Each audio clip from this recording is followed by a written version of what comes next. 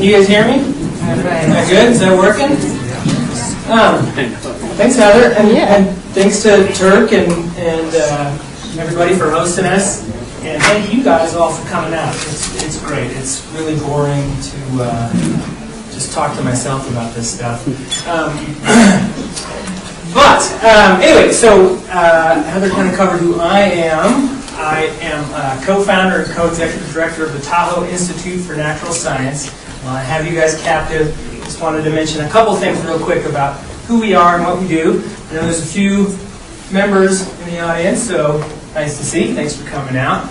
We are a research, education, and outreach organization here in Tahoe that is largely focused on terrestrial natural history topics. So there's a lot of great organizations that are doing a ton of great work on issues of water-related stuff, and we're trying to pick up some of the slack with more of the upland natural history.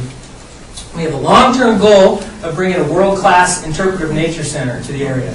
So over 3 million plus visitors a year come through Tahoe, and truly the Lawn Center here is probably the best interpreter center we got. This and Taylor Creek, but we'd like to develop a place where people can learn about all sorts of different natural history topics. So if you can envision a Sierra-specific, Tahoe-centric California Academy type place with real-world research. So that's one of the main areas of our programming. Most of the research that we do is related to wildlife issues, all sorts of stuff. I won't get into it.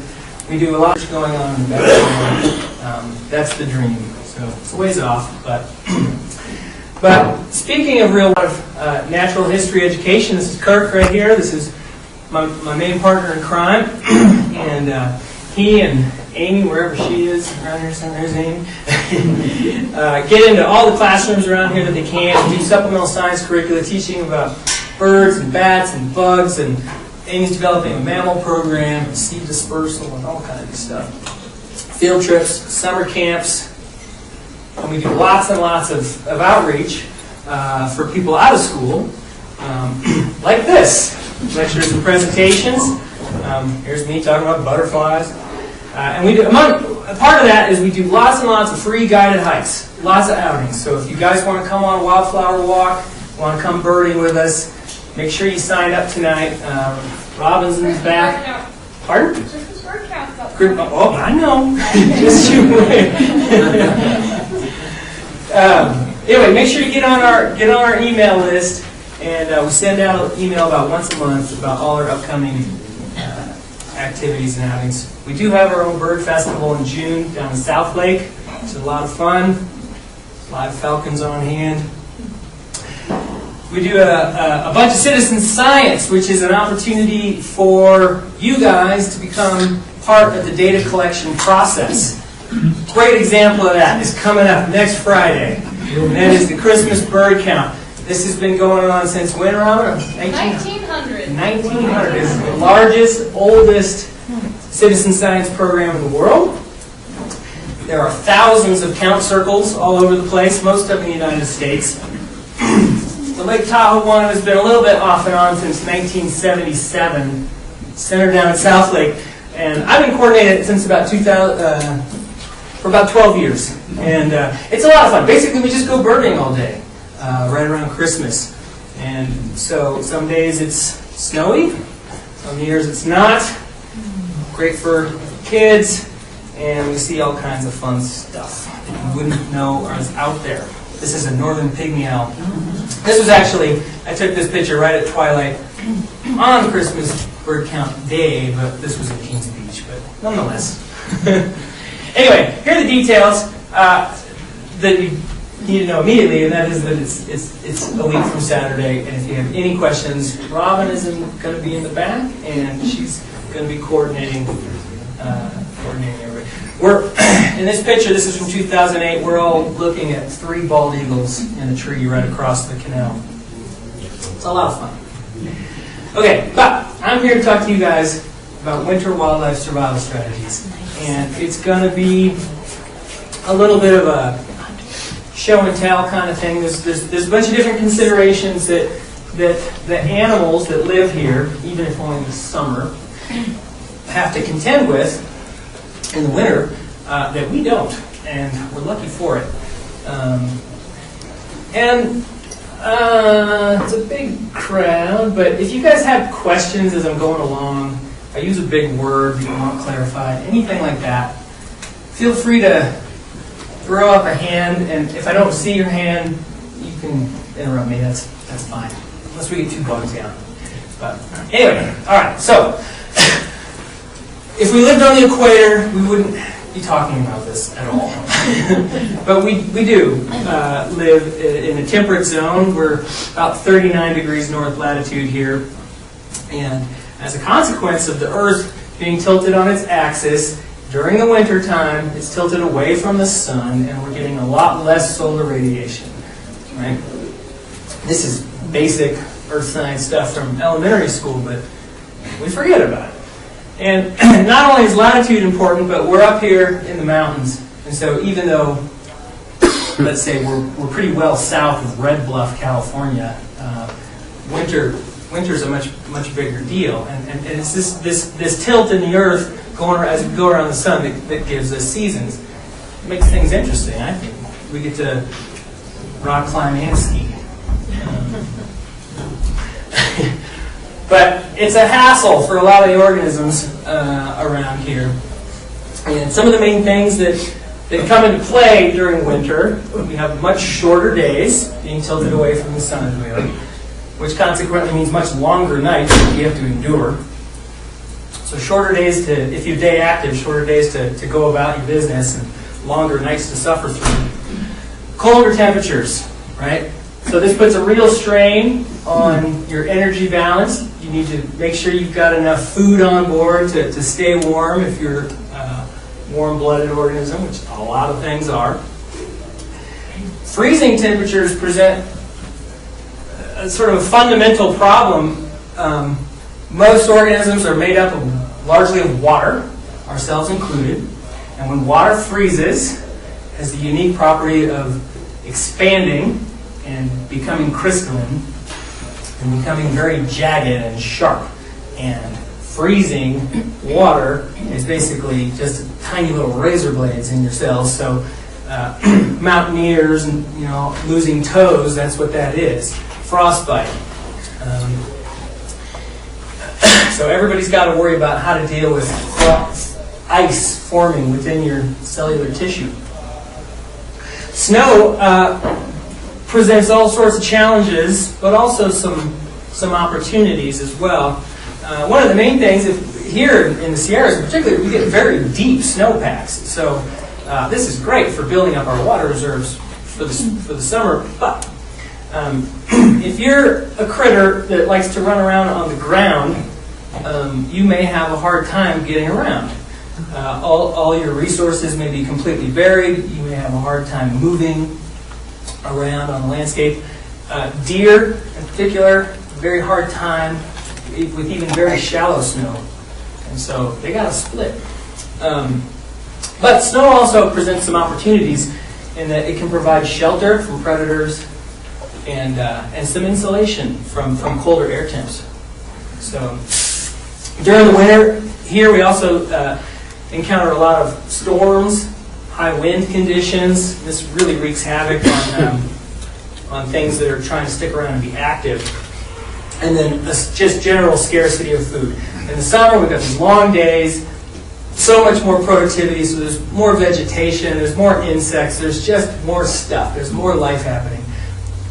Winter is the opposite of that for most organisms. Summer's when the biology happens. Winter's when you really just have to try to shut down any thoughts of reproduction or growth and endure until the sun comes around next spring. Okay, so there's sort of three main strategies to cope with this, and there's a little bit of overlap, but by and large, most organisms find themselves on an evolutionary pathway that leads down one of these three roads. All right? And so option one is to leave. Get out of here. Migrate. Right? Option 2 is to conserve your energy by shutting down, even if only for brief periods of time. And option 3 is to endure, is to tough it out. This is a chickadee in my backyard. I was thinking, I was telling somebody that most of these pictures are probably mine, but I should tell you when they're not. I didn't take this. Okay, so I'm going to talk about migration first. This is a very common and popular strategy, and employed by a great number of organisms, particularly our birds. So there's a few things to consider with migration. One, it's very costly in terms of your energetic demands, and so you've got to figure out a way, evolutionarily speaking, to have enough energy to pull this off, to be efficient enough with your locomotion to get to where you need to go, to have enough energy to get all the way there, and it's just got to be worthwhile. A lot of birds opt for this, though. Despite all the problems, it's very dangerous. As you're traveling from A to B, if you're going from here to here, you're going to cross through a lot of habitat, a lot of terrain, a lot of area where you've maybe never been before. Habitats where you aren't very well adapted to find food or find shelter. There's going to be all kinds of hazards along the way, different predators, windmills, communications towers, windows, cats, cars, you name it. Or even just getting stranded out in the desert and being unable to find food. If you are a bird watcher, the fall is a wonderful time to drive around to wet oases in southern Nevada, because birds from all over the place will just come into these little patches of green like they're on a tractor beam, and so you can find all kinds of birds. It's not as fun for birds, obviously. Another thing to think about, though, is competition. So if you think about, you live up here all summer and you got tons of space and it's, lots of elbow room, and then you and millions of your friends all go to Panama for the winter. Panama's already full of birds, right? Costa Rica's already full of birds. Nicaragua's already full of birds. Like all through Central America, this is where a vast number of our summering birds go for the winter. And so when they get there, they're bumping elbows with all the birds that are already there, plus all the birds that have come from here to here. Think about that for a second. This is a big part of what has driven a lot of birds to migrate from here in the summer and take advantage of all the wide open spaces and resources and opportunity that we have in North America. Now, another thing to consider is how valuable an acre down here is versus, say, there. Right? It's vastly disproportionate. If you're going to migrate too, you got to figure out when, because we've already established that our birds are going to be here for the summer, okay, where it's nice and roomy, theoretically. But there is competition here as well, and the best spots may be taken by the time they get here if they get here too late. Right? So how does a western tanager know when to start flying north? Well, these things have to be worked out over generations and generations. If you come too early, you get the best spot, but we get a lot of late spring storms, and that's no good if the main part of your diet is insects. And yet, amazingly, there's pioneers that get here really early. The first tree swallows returning from the south come to Tahoe usually around the first week of March, which just seems insanely early. Other birds wait their turn. Willow flycatcher waits till first, second week of June. May's the big one. All right. So anyway. So that's the long-distance migrant, sort of the classic. But we have a lot of species here that only migrate as far as they have to. They really try to stick around as long as they can, And as long as they can meet their energetic demands and find food and don't get beat up too much by the weather, they'll stick around. So this is an Audubon's warbler. It's the western subspecies of the yellow-rumped warbler. It's a hardy, hardy little warbler, and they can eat berries, and occasionally they'll stick around. Last winter was a good example. It was so mild, there were a few of these yellow rumps that stayed in Tahoe through the winter. Song sparrow, very common sparrow of our marshes and wetlands and riparian areas. They prefer to just stay all year if they can, and they get a jump on the competition come breeding season. But we get, a 10-foot storm, and you make your living by running around in the mud looking for seeds. What are you going to do? The other problem with big storms is it forces periods of inactivity for these birds as they're trying to forage. They can't. They got to just hunker down and wait it out. So when we get one of those 3-4 day storms, a bird this size, that's tough. That's really tough. So they hang out in the understory, and, under the snow where you got willows and stuff, kind of forming a little roof, and they wait it out. And then a lot of times, more often than not, after a couple of those really big storms, they're gone. They go down to Reno, down to Carson Valley, go down to Auburn. And then if we get a long period of nice weather, they come right back up. Another great example of that is the robin. So these things will pile into suburban areas where there's ornamental shrubs with lots of berries on them, crab apples, fruit trees, and things like that. But they'll try to stick around through the winter. You can see a lot of them in the Tahoe Keys area in South Lake, but a couple of big walloping storms and they're gone. And then they'll all come back up if we have a really nice April. Okay, but not everybody gets to fly to and fro. I did not take that picture. So like I was mentioning, the deer have a really hard time. They're not built like moose. They start to show a little bit of a drag mark in the snow with as little as, I think, 12 inches of snow or something like that. So deer have a real tough time with deep snow. So our deer leave, and to do so they walk out, presumably along the same pathways every time. Once in a blue moon, and this does seem to happen more often than I thought, but I've been hearing more and more reports of it. They'll get trapped on this side of the passes, and so then they end up just going down. And the West Shore and Emerald Bay and stuff seems to be one spot where deer end up for the winter every handful of years. But that's no place to be.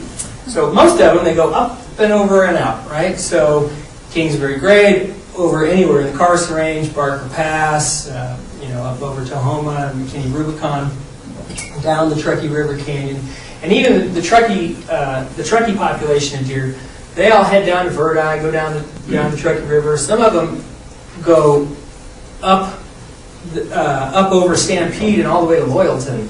They're getting that figured out. I live in Glenshire, and seems like some of my deer might do that. So that's what they do, and then they follow the snow back remarkably early. Once it's nice and hard in the spring, they can kind of walk on it a lot better. Back east, they have what's called deer yards, and that the deer all pile up into these little valleys where, for whatever reason, it doesn't snow as much. And that's called yarding. Ours don't do that. They just go downhill. But to go downhill, they got to go uphill first. Same problem that our mountain quail have. And believe it or not, the mountain quail, they walk out of the basin. And presumably, they follow the same traditional pathways that the deer are taking. No one's studied this, so we don't know for sure. But all the mountain quail split for the winter. You will sometimes see California quail around bird feeders through the winter, and sometimes mountain quail. But by and large, they leave. They walk out. They go down to Auburn. If you go down the west slope, you have a much longer walk, by the way. So it seems that a lot of our deer and quail and stuff probably head east. But think about how many footsteps that is. You've never seen it. You've never seen a quail running along. They take a lot of steps. Does anybody know what this is? Not sure. It's a good guess, but it's not a snowshoe hare. Do you know? Jackalope. These are. Oops, keep doing that. So there's two of them here. These are up on Mount Rose. I can't remember exactly when these were taken, but this is about 9,000 feet on Mount Rose. And we do have snowshoe hare here, and a lot of people don't realize we have snowshoe hare here because they're nocturnal and they're pretty cryptic. So people don't see them that much. We also have its big cousin. This is Lepus townsendii. This is the white-tailed jackrabbit. And we have these, and we at TINS did a little study. We're still working with a lot of the rabbit stuff around here, but we did a study trying to establish the current distribution of this species at Tahoe and confirm that it even still existed. In 2001, the Lake Tahoe Watershed Assessment listed this species as extirpated from the whole basin, and NDOW also considered this species as extirpated from the whole region. So extinct, gone. But if you ski and you know how big these are, then maybe you encounter them from time to time. And they have very large, characteristic pellets that look like elk pellets. This is a massive, massive rabbit. Cottontail tops out maybe 3 pounds. Snowshoe hare, maybe 5 pounds. Black-tailed jackrabbit, maybe 7 pounds. A big male white-tailed jack could be 10 pounds. A pine marten could be like a pound. So, which seems low, but anyway, that's what they say. So anyway, white-tailed jackrabbits have a choice. If they're on the Carson Range, they'll go downhill. If they live near Carson Pass, right, if they're well inland and it'd be a very long walk, what they do is they go up. They go up to the high exposed ridges where the wind and sun sweeps all the snow off, and they can get at the vegetation and exist up there on the high ridge tops. So you can find these things right on top of Mount Rose, right on top of, Red Lake Peak and Friel, Job's sister, in the heart of the winter, which is amazing. Very big, hardy rabbit. Okay, not all of our animals leave in the winter. Some of them actually come here in the winter. Typically things from further north. So this is common goldeneye, and this is one of the most abundant ducks out on the lake in the wintertime. They're here now, and you just see them peppered all over the water surface. And they need to come here because they breed up in the high boreal, and all the water where they live normally is frozen over, right? So they need open water so they can forage. This is a rough-legged hawk. This is a high Arctic hawk. They got little feet for a hawk. And they come down from the wide open tundra, and the problem that they face is snow up there covers up all their food. It's just too cold up there. I don't know exactly what the biggest problem they face in the winter. It's probably just awful. Cold, finding prey. In the summer, when there's a lot of lemmings and voles, they can occur at higher densities, but in the winter they need to spread out. And so part of that spreading out involves most of them coming south and quite some distance. Another creature that lives in the same area and eats the same stuff as the snowy owl. And if you're a bird watcher, this is shaping up to be an exciting year for snowy owls. They're finding dozens and dozens of them along the eastern seaboard already. And they even had one in Bermuda, which is really far offshore. So hopefully, maybe we'll get some snowy owls out in Nevada here before too long. But anyway, rough-legged hawk. So you can find rough-legged hawk and ferruginous hawk and lots of red-tailed hawks in the Carson Valley right here, and it's sort of the happy hunting grounds all winter long for them. And Sierra Valley is a great place. We're thinking about maybe putting a hawk, a raptor watching day trip up to Sierra Valley later this winter, so stay tuned. Okay, and so a lot of these animals are going north, south, or heading down in either latitude or elevation, or both. Some animals just kind of track resources. They're looking for food. And bald eagles is a great example of that, in that they just sort of go in all kinds of crazy directions and wander around, and then patterns get established when they find consistent patterns of food distribution over time. So we don't really know what's going on with our bald eagles, where they come from, where they go back to.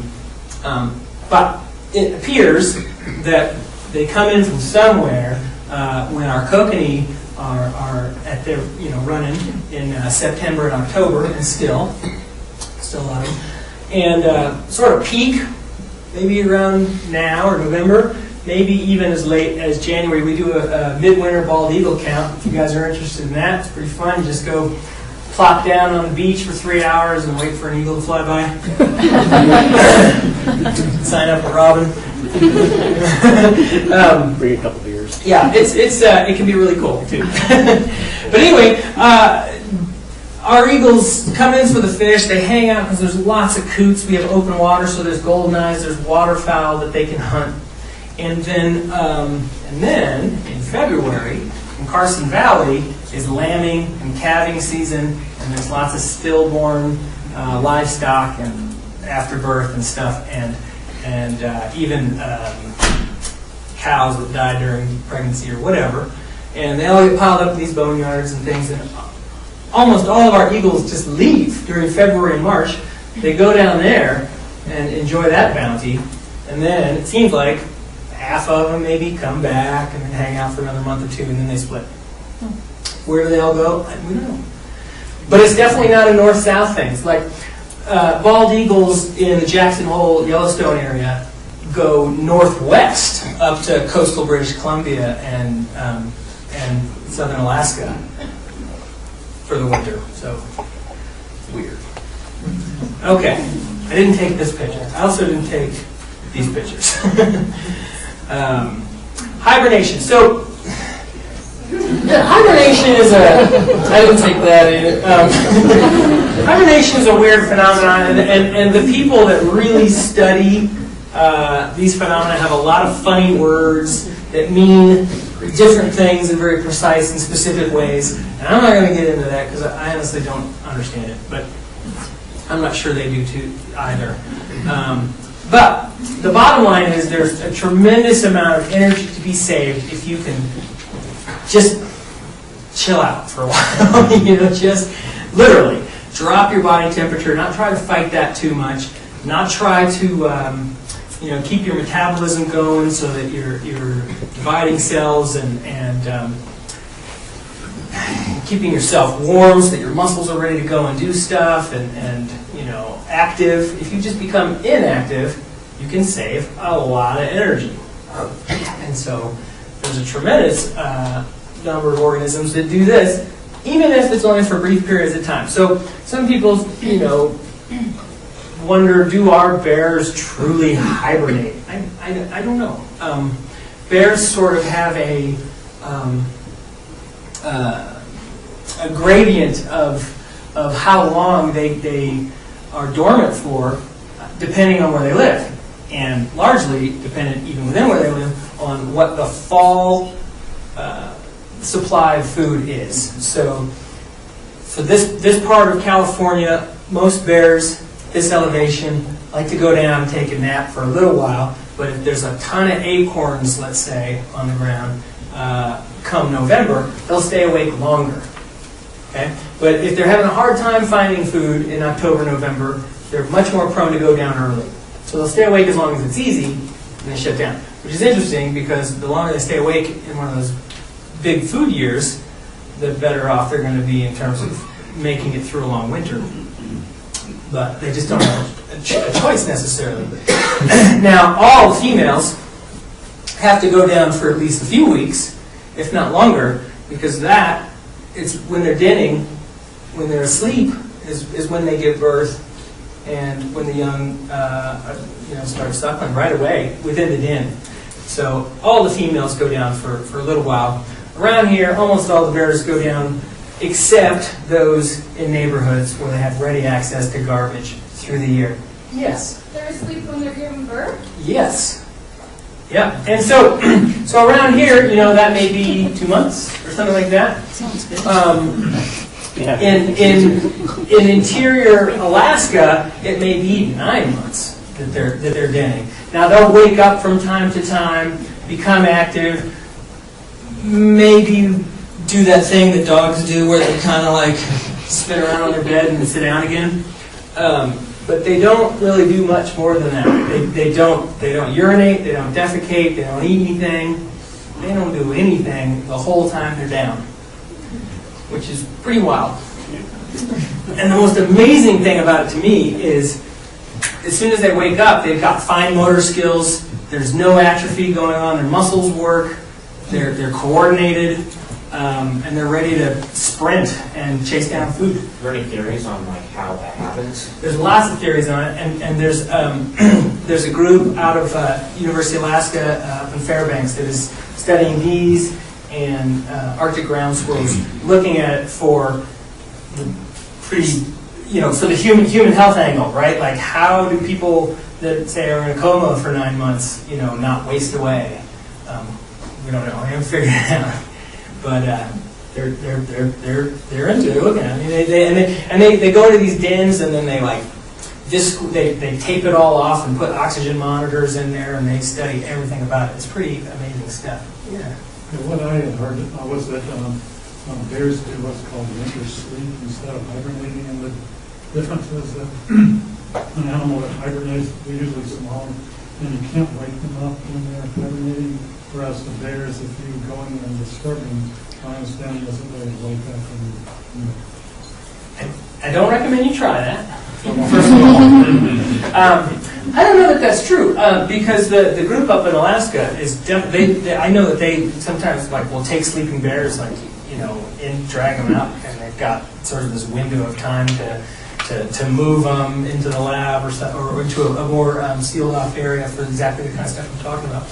So I don't know. I really don't know. It's a hotly debated thing, and everyone always wants to know, do our bears hibernate? I mean, if you go down to Florida, no, they don't. I mean, black bears have a pretty gigantic range over this continent, and ours is sort of a mixed bag of some dormancy, some periods of dormancy that are variably long or short, depending on how much food they can find in the fall and whether it's a male or female.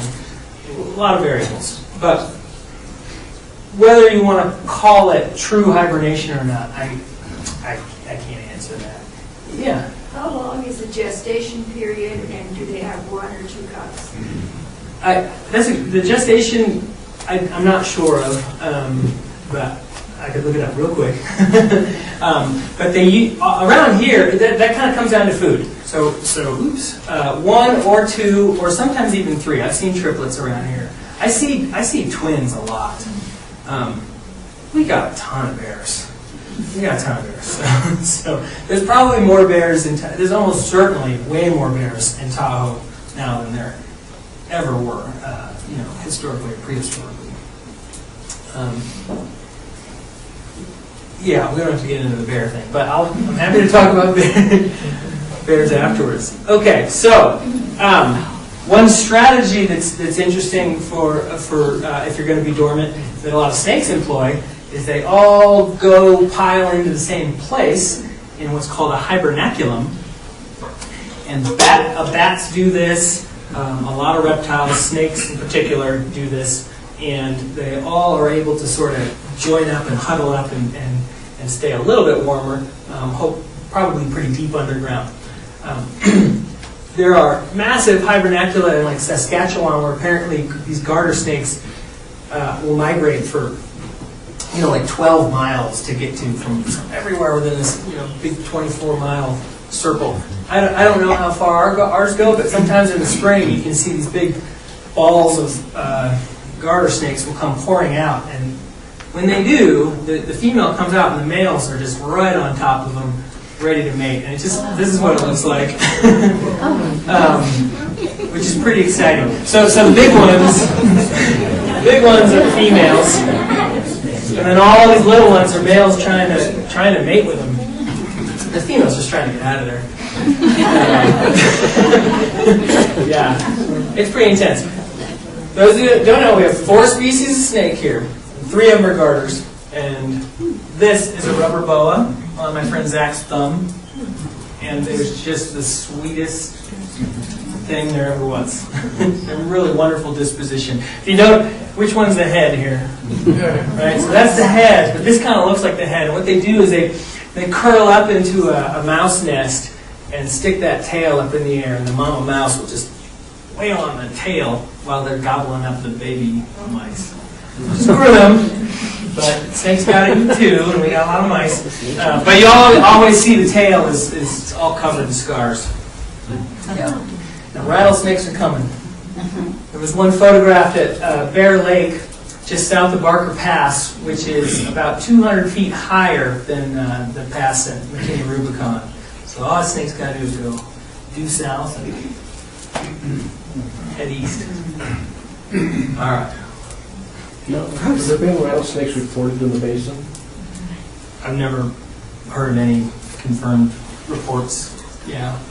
I mean, they occur at higher elevations. They're at, Silver Lake and stuff, higher than lake level, but they, for whatever reason, we don't have them. Sort of a paucity of reptiles and lizards and amphibians and stuff here. The Truckee Animal Control Officer said he found them in your neighborhood in Glenside. Well, that may be, but they're not in the Lake Tahoe basin. I've never encountered any, but I mean, we have stuff here that, like Glenshire, we have black widows, and ticks are moving in everywhere. They've made it into South Lake now. Sorry to say. Those are dog ticks, not the deer ticks. So we don't have Lyme disease. Yeah. Anyway, okay, I got to talk about frogs. This is a Sierra chorus frog. Used to be known as the Pacific tree frog. They come in all kinds of colors, and they're just absolutely everywhere around here where there's a little bit of water. Familiar with it? Most of you have probably seen it, I hope. They're teeny. And something completely amazing happens with them. And I'm going to tap out for 3 minutes or something here. And this animal is going to freeze. Freeze? Freeze. Solid freeze. That touch of ice immediately sets off signals inside the frog, says Professor John Costanzo, that pulls water away from the center of its body, so the frog's internal organs are now wrapped in a puddle of water that then turns to solid ice. I still can't get over it. It's really an amazing thing. There is no breathing, no kidney function. The heart stops. And there'll be no heartbeat for a long period of time. You mean as in no heartbeat? Right. Nothing. Flat heart. Flat heart. For an hour or two? It could be for days, perhaps even weeks. Really? It sounds like it's virtually dead, no? We know that the frog isn't dead, but he's probably about as close as you can get To being dead. Yes. So, from the outside, this little frog feels like a rock. Except that as it froze, the frog flooded itself with a kind of sugar. The frog's blood sugar is distributed through the circulatory system. It works like an antifreeze. It's harder for the water to freeze, so cells stay just damp enough for the animal to hold itself together. Until the springtime. When the days grow a little longer, and the ground gets a little warmer, and then, well, a kind of miracle happens. After weeks or months of no heartbeat, none, suddenly there's a pulse.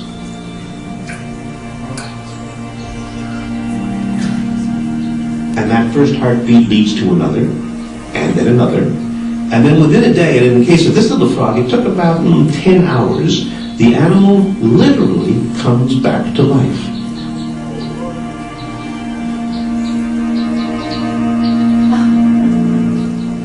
Spontaneous resumption of function. Why? We don't know. We don't know what triggers that event. And think how elegant a business this is. Because although the sun is warming up the outside of this little guy, somehow his insides, his heart, his brain, they thaw first. His insides warm up before his outsides. But somehow it all happens in perfect synchrony every spring. Yes, and it's going to undertake very energetic activity. It's mating time. You mean hours after it thaws it's going to do it with a lady? It's going to perform. What an animal. You say that? I don't know. Well, we just did.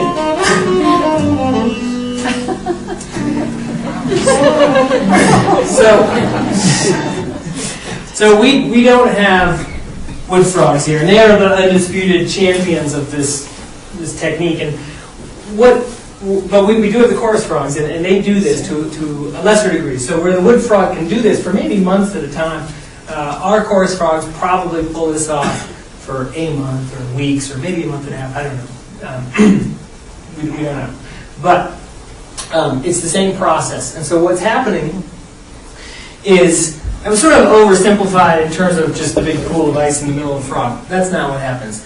What they do is they as soon as a little bit of ice forms on or in their skin, within the first couple cell walls of their skin, sets off this chain reaction when they start all these hormonal changes, and then they start cranking glucose into their system where they want to protect cells, and then they put what are called nucleation sites. Ice crystals need to form on something. Okay, so in the sky, it's if it's dusty, you're more likely to get vapor turning into clouds and ice and stuff. Same thing with any water. So ice, they can put out proteins that act as nucleation sites, which basically means they're promoting ice to form where they want it to form, and they're pumping glucose as antifreeze where they don't want ice to form. And it's a lot of glucose. So here's a normal. See if I can show you a video. Oh, am I not going to be able to show you this? Oh.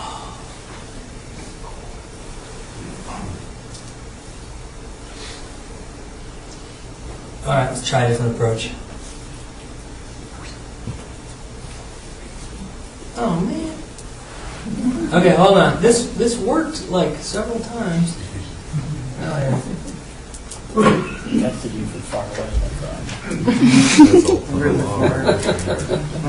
Can we get a little closer to that frog?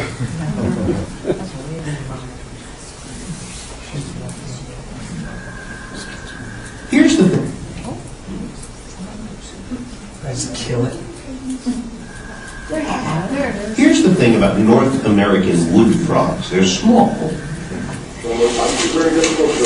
Okay, we don't have wood frogs, but our chorus frogs do the same thing. Hiding on the forest floor. He's camouflaged. His coloration is the same as the soil around him. You see him here?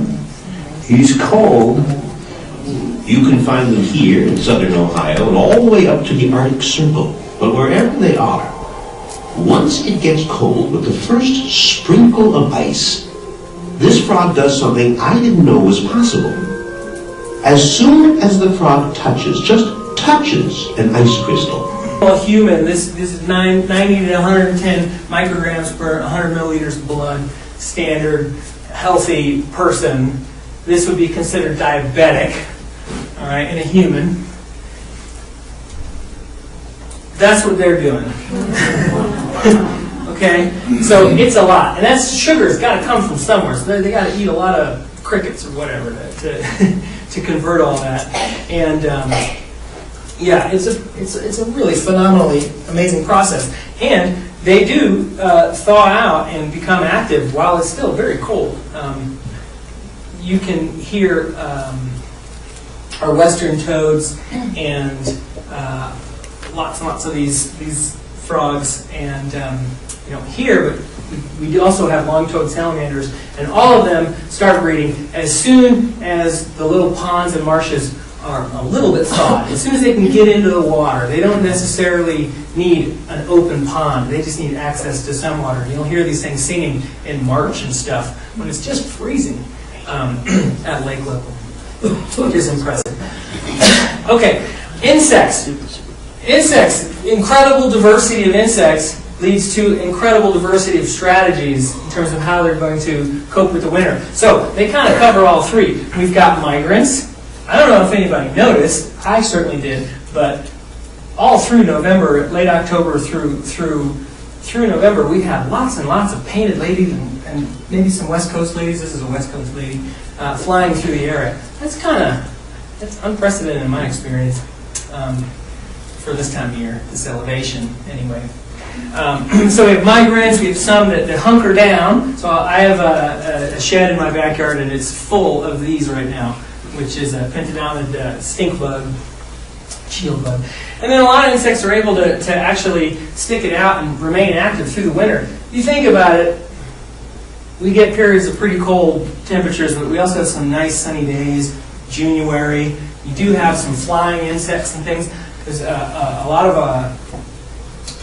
a few handful anyway of stonefly species that emerge during winter only. So anyway, these are tunnels of wood-boring beetle larvae. And the wood-boring beetle larvae, they're protected under the bark, and if you're on the south side of the tree, it can be probably pretty warm under there. And this in turn provides food for woodpeckers through the winter. So one of the main things insects do, though, is they just make a lot of babies. If you make a lot of babies, it's okay to lose. It's okay to lose a lot of babies through the winter. So I think we've run a little long on time. I won't worry about that. But anyway, they employ a lot of the same strategies that the frog does. They try to direct where things are freezing, where things aren't freezing, and plants do this a lot too. Really try to direct what tissues freeze, what tissue does not freeze, what tissue is okay to get torn up. But you don't want too much of your cellular tissue getting torn up. Okay. Squirrels are an interesting case because there's a pretty good diversity of squirrels here, and they employ a whole diversity of tactics. None of them migrate; they're too small, right? And migration isn't very efficient for land mammals as a rule. In North America, caribou kind of the only thing that does much. Bison did that was more of a food thing. Anyway. Okay, so we have the main thing to consider if you're a squirrel is where do you spend all your time and where do you find your food. So if you are a northern flying squirrel and you like to nibble on fungus that's up in trees, well, that's going to be accessible through the winter, so you're free to stay active through the winter.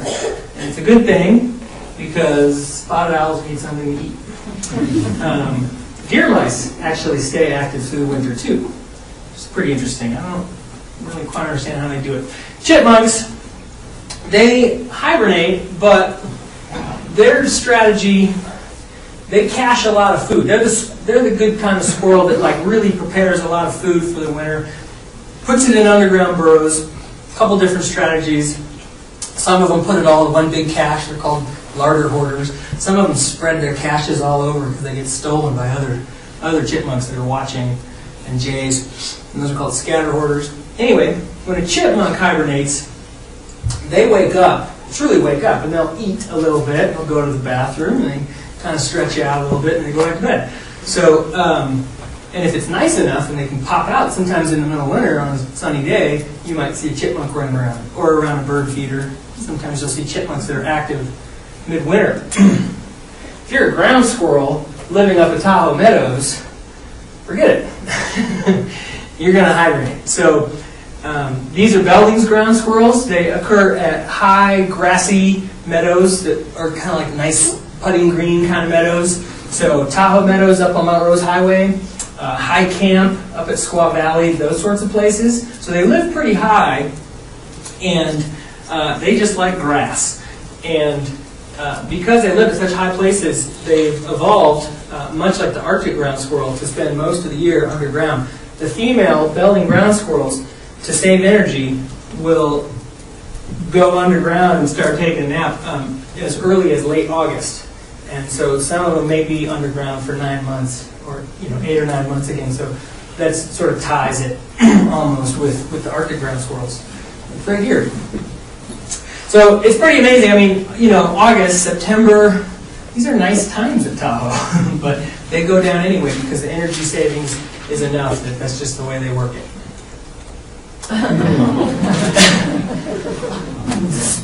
So most of the chipmunks put away food for later.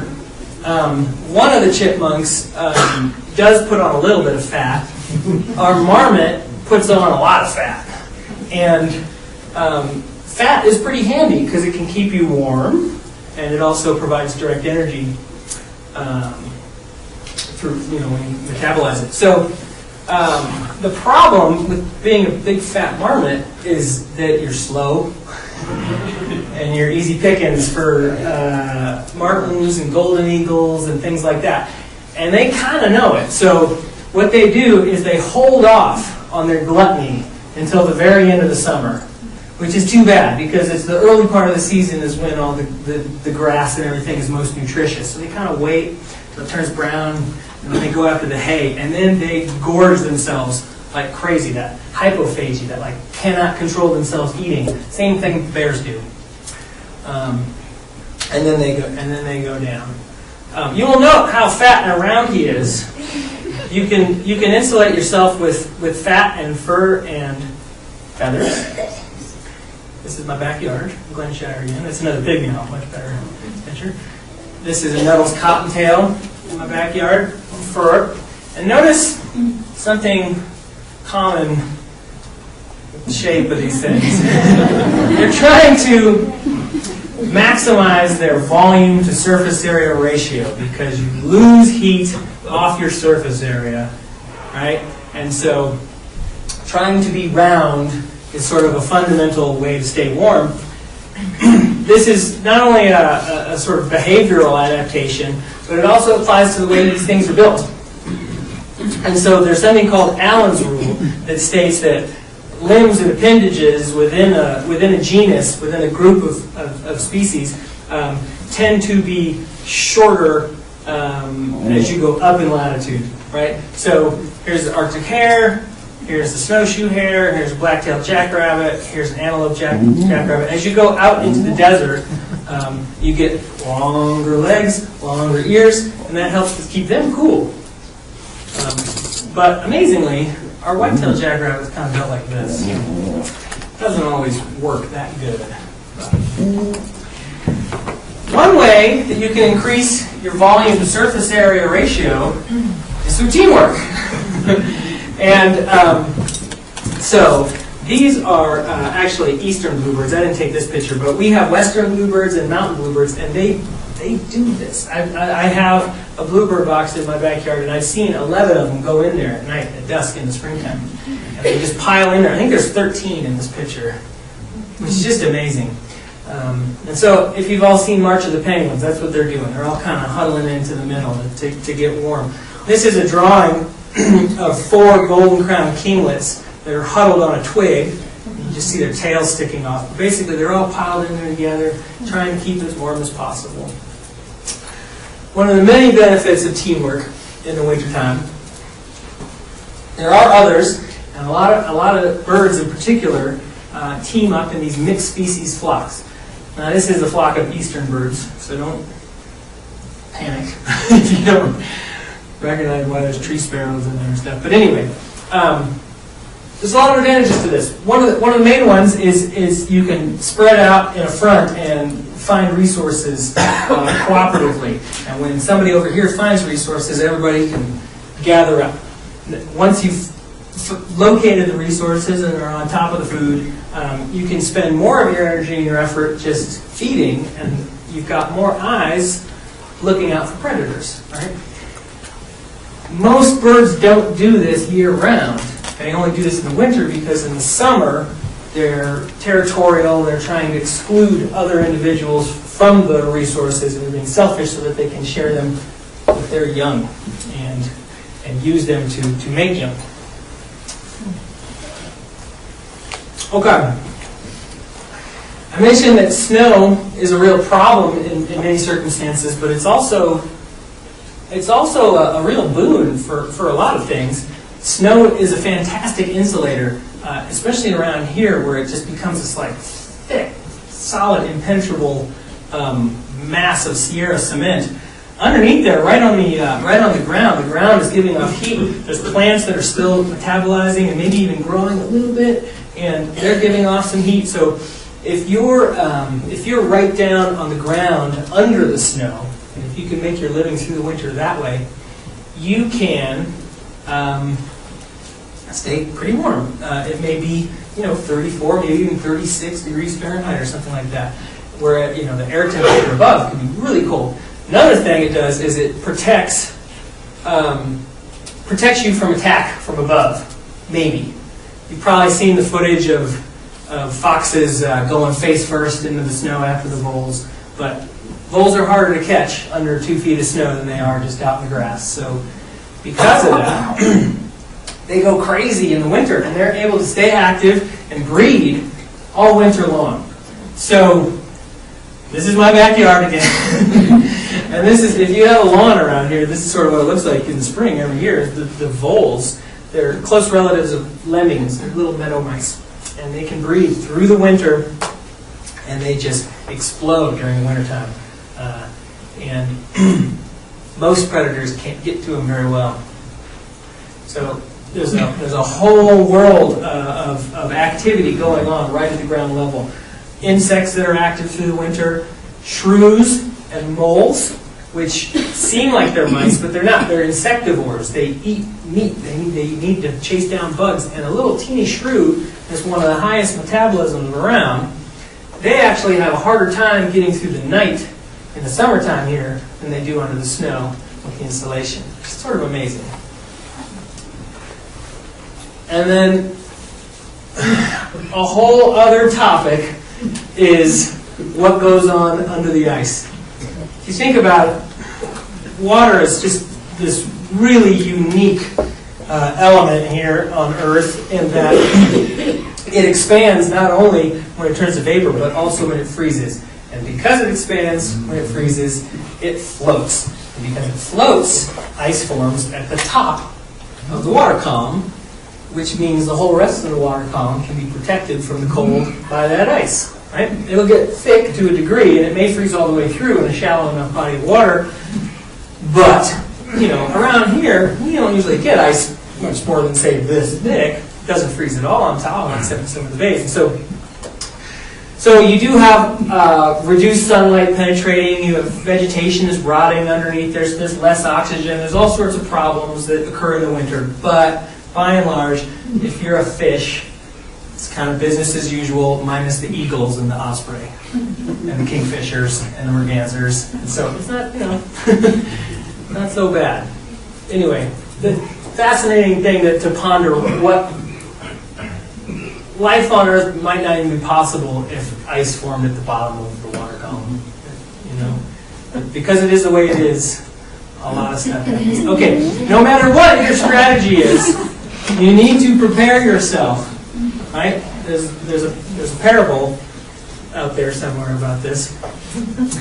I didn't take this picture. That's an eastern chipmunk. But what's he doing is he's got his cheeks, these fur-lined cheek pouches that are just full of seeds, and he's getting ready to get himself a nice store of seeds for the winter. But this applies to even if you're going to migrate, you need to put on a lot of fat so you can make the journey. Right? Or fat if you're going to hunker down, and you need to make sure you give yourself enough time. Right? So if you're going to make babies and you want your babies to get through the winter, you got to make sure you give them enough time. That's another consideration in terms of birds that are migrating in from somewhere else. They got to get here early enough so they have enough time to get them up, get them grown, get them back on their way. This poor little bear was up at Tahoes on Thanksgiving Day a few years ago, and I only get enough time. This is a pika. It's a close relative of our rabbits. And all of our rabbits stay active through the winter. The pika, instead of running around on top of the snow, they live in talus slopes, big jumbles of rocks beneath cliffs and rocky slopes. And what they do is, towards the second half of the summer, they make little hay piles. They dry the vegetation, and they put up hay for the winter, just like any farmer, horses or cows. And so they take these little hay piles, they drag them down into the talus, and they spend all winter long under the snow, awake, bored out of their minds, in the dark, eating hay. They are cute. Okay, another way you can prepare yourself is camouflage. We have 5 species of animals that turn white in the winter. So I already showed you the white-tailed jackrabbit. This is a snowshoe hare. They have much shorter ears, and you can't see the tail. That's the key. They're little, smaller. So they turn white, white-tailed jacks. We have 2 species of weasels. I did not take this picture. He's got a vole. That's a vole. So you're not entirely safe in the winter. We have short-tail, long-tail weasels. And then we have white-tailed ptarmigan, barely. So I took this picture down at Carson Pass. There's actually no records within the Tahoe Basin watershed, but they're just like these were 200 yards from the hydrologic rim. So this is actually an imported species from Colorado. They're not native, but they were released. It's kind of an amazing story. Fish and Game, for whatever reason, wanted more stuff for people to shoot. And so they started to hatch a scheme where they were going to bring ptarmigan into the Sierra Nevada. And they released them in the Bridgeport area, Twin Lakes. And so this may be apocryphal, I don't know, but the story goes is they chucked them out of the plane on their first attempt. And chickens don't fly that well. Anyway. But they live at really high elevations, so they didn't want to have to hike them up there. So that was their first attempt. Now, then eventually they got them established, and you can find these around Carson Pass for sure. Let me know if you find one like in mice country or something. I'd love that. Now, Will, you said they turn white? They do. So, okay, great question. As with the mammals and the birds, their hair or feathers doesn't its individual feathers and hair doesn't turn. They replace them with new ones that are white. So it goes through a molt. And in fact, ptarmigan have 3 molts per year, which is pretty unusual for maybe even 4, right? I can't remember. But they have a supplemental molt that's unusual among birds, that they go through this like third. So they can either be brown, white, or this sort of patchwork calico thing in between. And those are 3 distinct plumages. The rabbits and the weasels, they just sort of shed their summer coat and bring on a winter coat that's all white. They not replace, they got little white toes and white bellies, so they might not replace everything, but they probably do. Most of our mammals, like our chipmunks, they have sort of 3 distinct looks over the year. Because they're molting in the spring, and so they look really fresh through the summer, and then they look a little bit worn in the fall, but then they have then they molt again, and then that molt, that pelage, that look wears over the course of hibernation. So when they come out in spring, they look totally different again. Yeah. We had a weasel around the house, like this guy. He would, in the wintertime, turn white with a brown tip or dark tip on the Yeah, a little black tip right on the tip. In the summertime, he would turn brown with a white tip on it. Oh, really? That's wild. I've never heard of that. Yeah, that's interesting. That's not typical. That's not typical. We have 2 species of weasel, long-tailed and short-tailed, and they're basically the same. Long-tailed is much bigger on average, but you want to look for, is it yellow under here or is it white in the summer? In the winter, they're really hard to tell apart, unless you get a good look at the size. But even still. Okay, one last thing, as far as preparation, amid all the hardships of winter, as difficult it is, we do have 2 bird species that will reproduce and make babies right through the winter. No, that's not true. Sorry. We have 2 that will sing. One is The crossbill will make babies. These will lay eggs and raise young if they can find enough seeds. They can find enough pine cones. And the other, the Townsend solitaire, doesn't reproduce in the winter. Sorry about that. But they do sing. And so both of these species can be heard singing through the winter. The Townsend solitaire loves juniper berries. And males will go to high ridgetop for some of the harshest places to be in the wintertime. And they will set up shop with these junipers, and they will carve out a little patch of territory. The way birds defend territory is through song. And so you can hear these singing on an awful day in January on the mountaintop. There'll be a bird singing away. It's a Townsend solitaire. It's in the thrush family.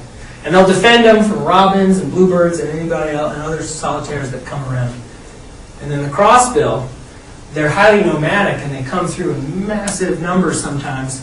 When they find a lot of pine cones that are in season, ready to go, they'll just stop right there, set up shop, and have young, no matter what time of year. Except for October through early December, they have to molt. Other than that, yeah. I think that's it. Okay, sorry, I'm going to go a little long, but perfect. Questions? Yes. What do beavers do there? Great question. So they remain active, but so they're one that really benefits from being under the ice. Right? Beaver do have predators, coyotes, bobcats, and mountain lions in particular, and so they're warm and comfy in that lodge, and they cruise around under the ice. But they've got to find a way to get out. And so a lot of the beavers will have one or two little burrow systems that go into the bank so they can kind of squeak out to the sides. And if it's nice, they'll be active. If it's stormy, they'll just lay low for a week or whatever. But they do remain active. And we have muskrat here too. And I'm not sure. They're probably active too. They're very closely related to voles. Yeah. When you say that they're active, do they continue with the dam building? No, but no, I don't think so. I think they and they're not thinking about reproducing or anything like that. So they're active. They're not doing all of their activities, but they're going about their feeding business. But yeah, actually, winter is, I think, the favorite time for trappers to hunt beaver because that's when they got their thickest coats on. Right? They couldn't trap them if they weren't active. So they're out and about. Yeah. And they stockpile shoots and so forth to be able to stay in their dens and eat there rather than have to go out and look for food. Right. I don't know if they can stockpile enough for the whole winter. So, but yeah. So I don't know if you guys heard that in the back, but it's a great point. They, much like the pika and the chipmunks, they sort of hoard food away. So they'll take a ton of twigs and sticks and decent size. Beaver have sort of particular sizes that they like, and I don't know if the size shrinks down in the winter. Probably. Do they? I don't know. Do they pile them all in one spot, or they bring them in towards the lodge, or they put them underwater? I thought maybe like underwater, but close to where they go, so that they can just get down. I've seen piles and stuff, and I wondered, yeah. What about coyotes? Coyotes are active. All year? All year, yep. And, boy, I tell you, they had a rough go in Incline and in Truckee last winter because a couple of mountain lions usually follow the deer downhill. That's their main prey base, but there were at least a couple of coyote or mountain lions that one was in Third Creek area here in Incline, and one was seen like downtown Truckee and Martis area. They were eating the coyotes because the deer were gone. So, yikes. What about porcupine? Porcupines active year round. Their prey doesn't go anywhere. So, yeah, they probably put on a little bit thicker fur and. But they're in the trees or underground? Well, they waddle around from tree to tree, and so when there's a lot of soft snow, they probably kind of hang out. But we're pretty lucky here. If you're an animal that has to worry about walking around on snow, the snow warms up here so fast and gets dense, and it forms a pretty good surface to get around on. But but they feed up in the trees. But you also see them like gnawing around at the base of trees, depending on the diameter of the tree. And I've never seen one in the winter, but I know they're active.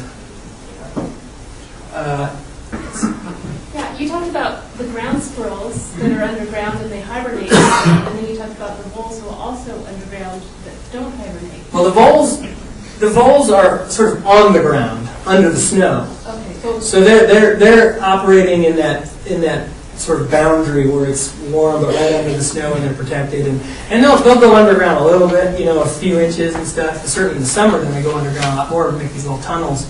But the ground squirrels go down. But what makes them hibernate and the voles not hibernate?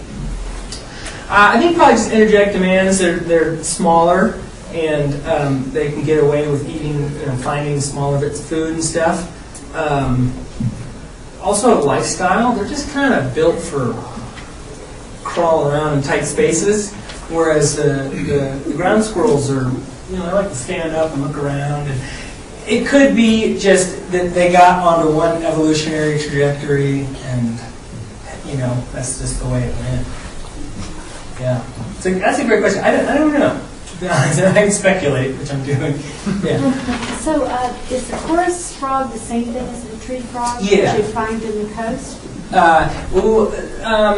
Taxonomy of that genus has gotten chopped up a little bit over the last. I just wondered if half you took a dozen. coastal one and put ice Ooh. on it, what would it do? Yeah. I don't know, but I don't imagine they're adapted for it. So it's not necessarily just genetic, it's an adaptation. Well, I guess it did select Well, it is, for but- this huge glucose. Right. So it's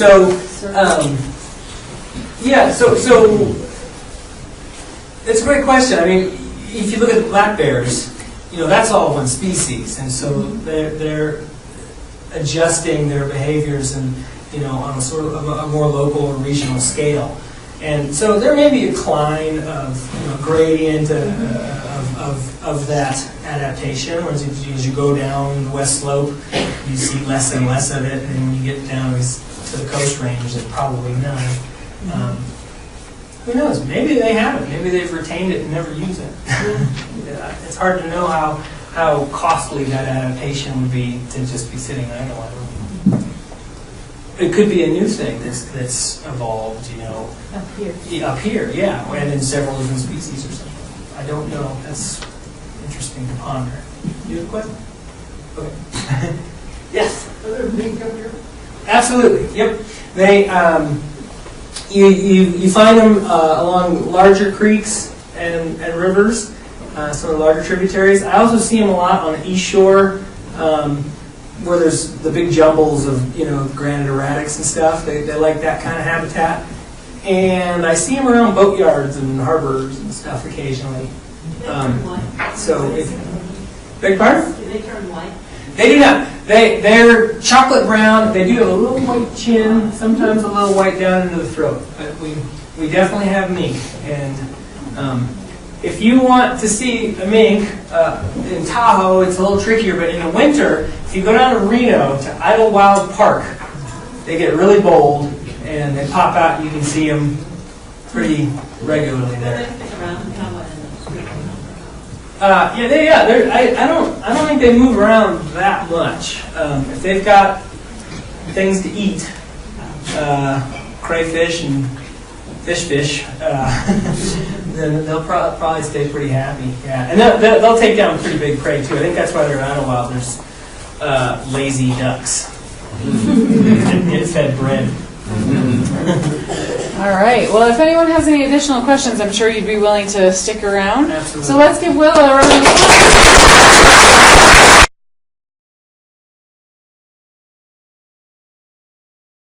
Red Bluff, California.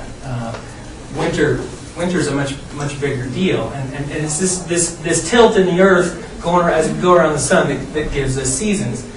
It makes things interesting. I think we get to rock climb and ski.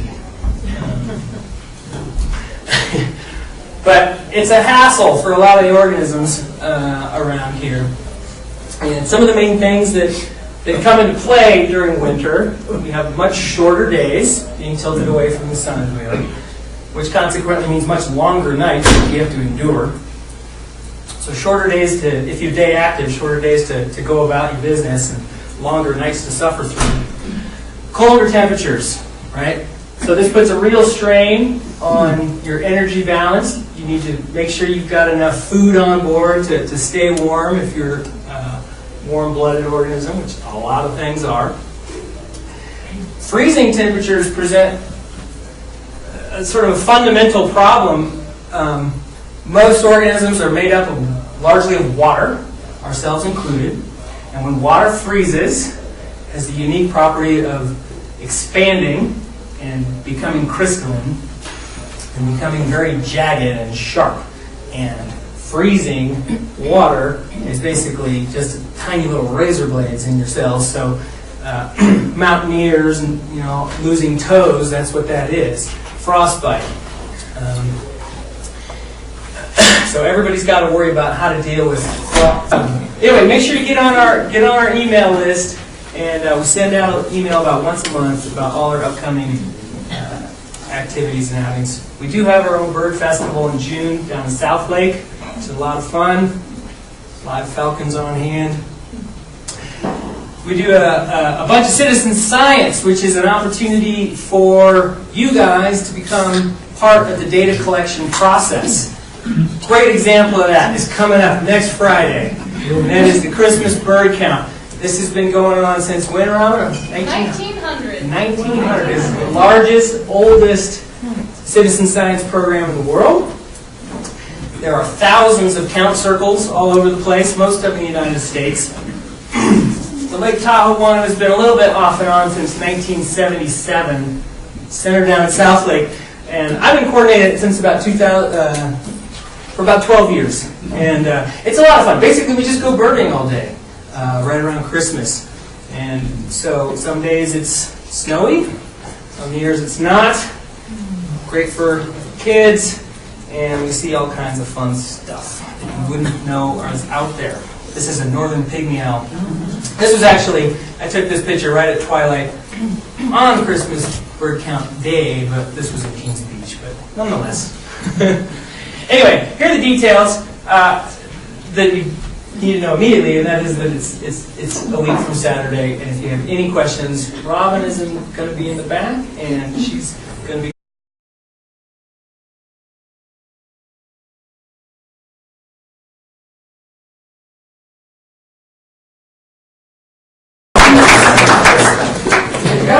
Yeah. Can you guys hear me? Is that good? Is that working? Thanks, Heather, and thanks to Turk and everybody for hosting us, and thank you guys all for coming out. It's great. It's really boring to just talk to myself about this stuff. But anyway, so Heather kind of covered who I am. I am co-founder and co-executive director of the Tahoe Institute for Natural Science. While I have you guys captive, just wanted to mention a couple things real quick about who we are and what we do. I know there's a few members in the audience, so nice to see. Thanks for coming out.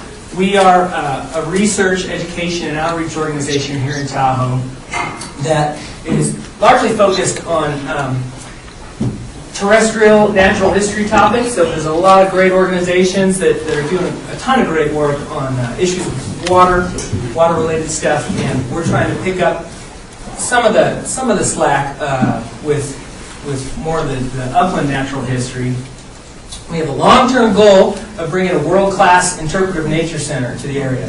There's over 3 million plus visitors a year come through Tahoe, and truly the Lawn Center here is probably the best interpreter center we got.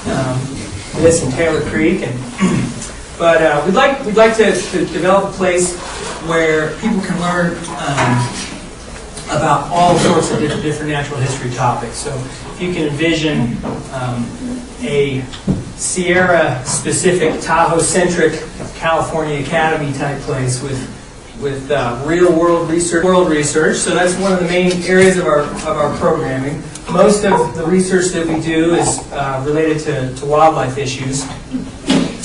all sorts of stuff. I won't get into it. We do a lot going on in the background.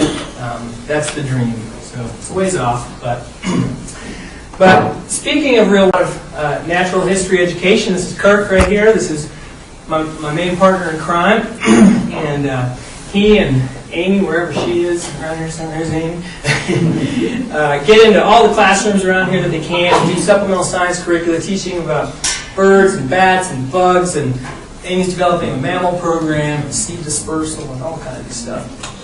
Field trips, summer camps, and we do lots and lots of outreach for people out of school, like this.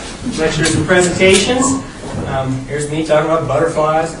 And we do, a part of that is we do lots and lots of free guided hikes, lots of outings. So if you guys want to come on a wildflower walk, want to come birding with us, make sure you sign up tonight. Robinson's back. Pardon? Christmas bird count's up. Oh, I know. Just shoot away. Coordinating everybody. We're in this picture. This is from 2008. We're all looking at 3 bald eagles in a tree right across the canal. It's a lot of fun. Okay, but I'm here to talk to you guys about winter wildlife survival strategies, and it's going to be a little bit of a show and tell kind of thing. There's a bunch of different considerations that the animals that live here, even if only in the summer, have to contend with in the winter that we don't, and we're lucky for it.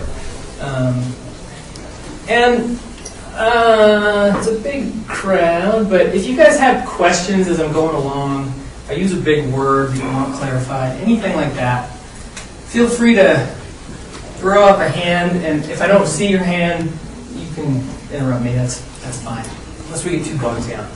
But anyway, all right. So if we lived on the equator, we wouldn't be talking about this at all. But we do live in a temperate zone. We're about 39 degrees north latitude here, and as a consequence of the Earth being tilted on its axis, during the winter time, it's tilted away from the sun, and we're getting a lot less solar radiation. Right? This is basic earth science stuff from elementary school, but we forget about it. And not only is latitude important, but we're up here in the mountains, and so even though, let's say, we're pretty well south